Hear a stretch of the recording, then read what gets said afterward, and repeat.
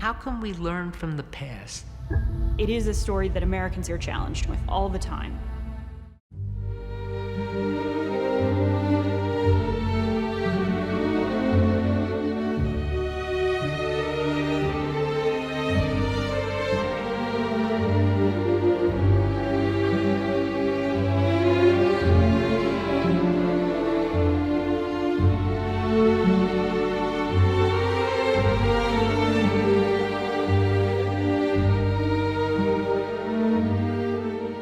We tell ourselves stories as a nation. One of the stories we tell ourselves is that we're a land of immigrants. But in moments of crisis, it becomes very hard for us to live up to those stories.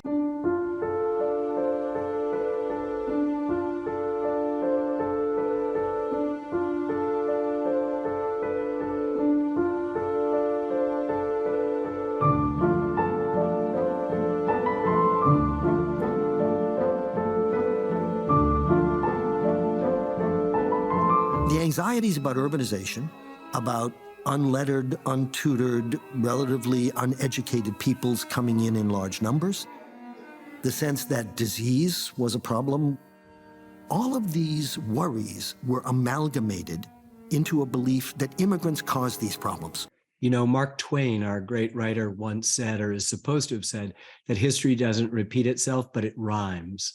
And there hasn't been a film that I've worked on over the last nearly 50 years that hasn't rhymed in the present.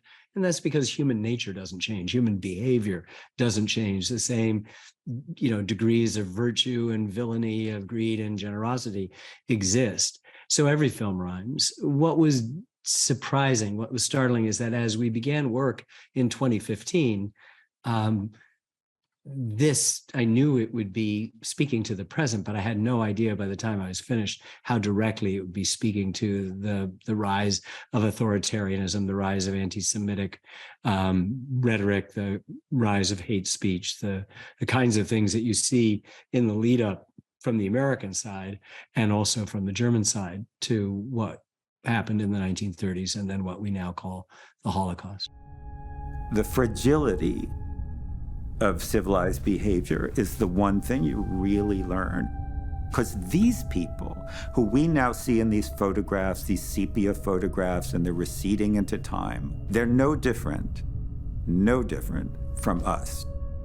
You look at your neighbors, the people at the dry cleaners, the waiters in the restaurant, that's who these people were. Don't kid yourself. This is the same sad story. And unfortunately, what it requires for it to take place is for good people to acquiesce and to not do anything.